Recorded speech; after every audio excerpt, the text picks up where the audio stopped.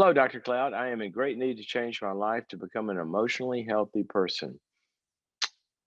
You know what? You're going to get there because of that phrase. You realize you are in need to change your life. Okay. A lot of people, do you realize how many people don't ever realize that they have a need? They just feel like bad stuff is happening and they feel like they're bad, or they feel like, everybody's doing this to them all the time and they're victims and they're passive and they can't do anything about it.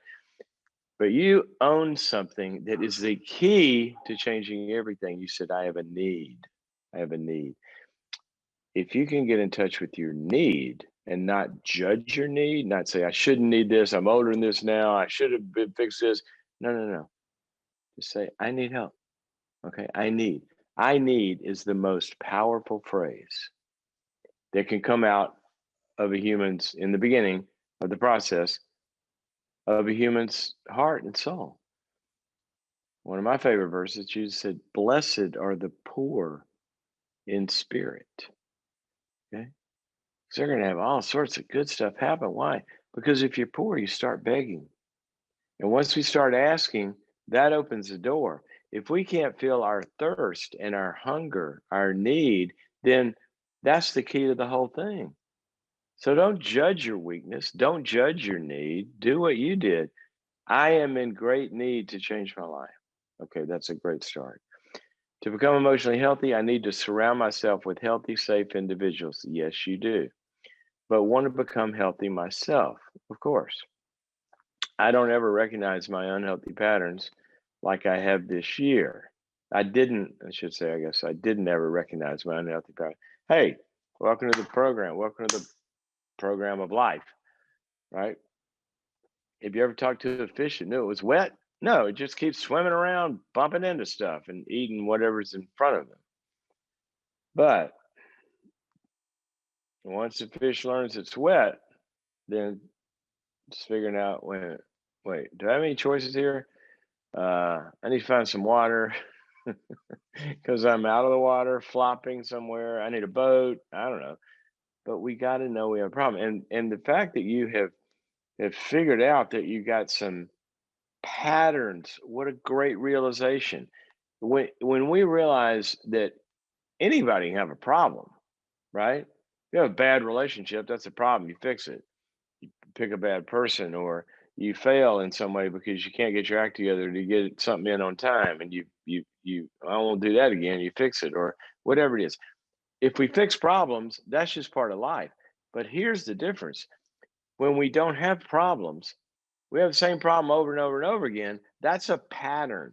And you said you recognize patterns, and you are so far down the road already. You got a need. Okay. You're recognizing that. You realize you got to have some good people around you to help you. And you realize there are some patterns. I wish you were my client. You would be so easy. Oh my gosh. That's like half the work already done. Okay. I'm working on this, and this is a process and it takes time.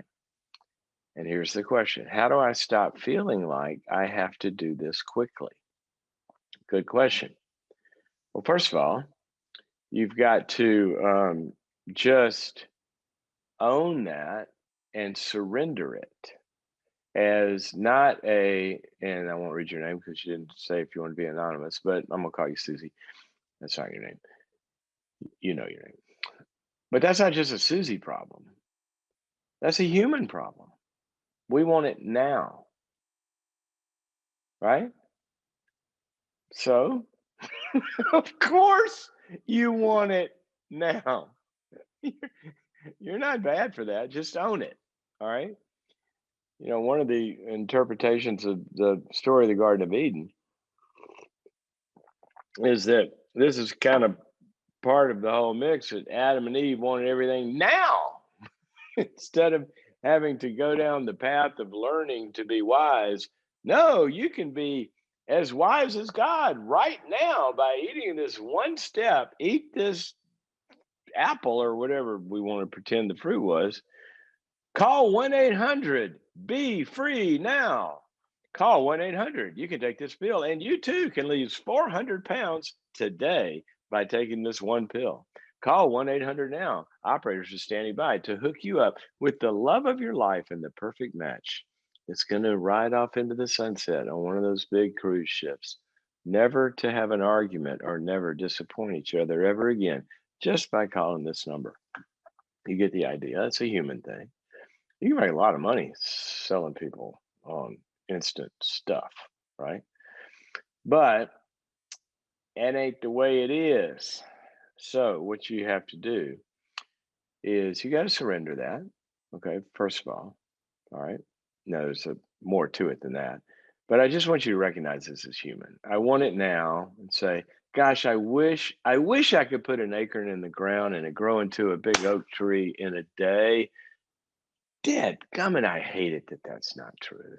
Okay, God, I surrender that and I'm going with your path. Let's now, once we say that, all right, once we say that, then if I say, okay, I'm giving up the instant thing, God, I realize that. And I give you some favorite verses, as I call them. Go to the book of Hebrews where it tells you very specifically that, are you ready for this? I love, love, love, love, love this verse. It says that he is God, meaning God. God is perfecting those that he's already made perfect. Oh, wait a minute. What? What does that mean? Well, simply it means that, you know, when we're in our brokenness and we reach out to God and we come into a relationship with him and we say, okay, I'm not perfect, but Jesus, you are, and I accept your perfection, then in God's eyes, he's already forgiven us. We're perfect in his eyes, even though I'm still a screw up. And then he says, all right, well, I see you as you're going to be, not as you are. And we're going to go down the path of making you into what you're going to be. Oh my gosh, it takes all the pressure off, right? So I want you to start with realizing time is a part of every process of healing, except when sometimes God supernaturally interrupts that. That happens. I've seen that happen. It's not the norm. Usually healing takes time. Even sometimes when Jesus healed people, there were steps in it. So realize this is a fact. Healing takes time and growth takes time. But remember what I said. God, I want this acorn to be an oak tree. Oh, it's not doing it. Oh, crap. I guess I got to do it your way, plant it into the ground. Now, what am I going to do? Well, we got time involved now. So here's a question like everybody has to ask himself every Monday morning. How am I going to spend my time? Well, glad you asked. You spend your time getting lost in the process. You're doing the gardening. So you go to your groups, okay? You spend your time getting around people that are growing. You spend your time reading, join boundaries.me, watch the videos, listen to stuff. You spend your time in the process of growth. And I'm telling you, as research shows, when you are engaged in a process, guess what goes away? Time. You ever notice that? When you're really, really present, connected, and doing something that you're really engaged with, and it's got your passion and all of this, that you look at the clock and oh crap, 2 hours have passed. Well, that's because you stepped into eternity. All sorts of research has been done on this. Read a book called Flow by Dr. Csikszentmihalyi. That timelessness is one of the signs of full engagement. So when you get into the full engagement of this, then you're going to learn that this is the way it works. So it's a circle like this. We go up and then we go down, but we're always going up. But we're kind of having to reloop through stuff. That's normal. You got patterns laid down in your brain. But also, the other thing is this: you are going to get in some groups and around people that have been at this a long time. And they're going to share how they've been at it a long time and they still screwed it up today, but didn't screw up as much as I used to. Okay, so there you go. That's how this works. So you learn, you surrender to the process, you engage in the process, you change your intellectual understanding of the process, and it does take time.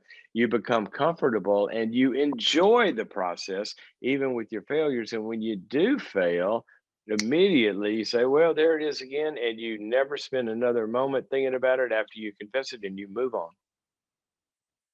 Move on. One extra minute after you've found forgiveness, one extra minute beating yourself up for some failure is 1 minute you're not spending on getting well.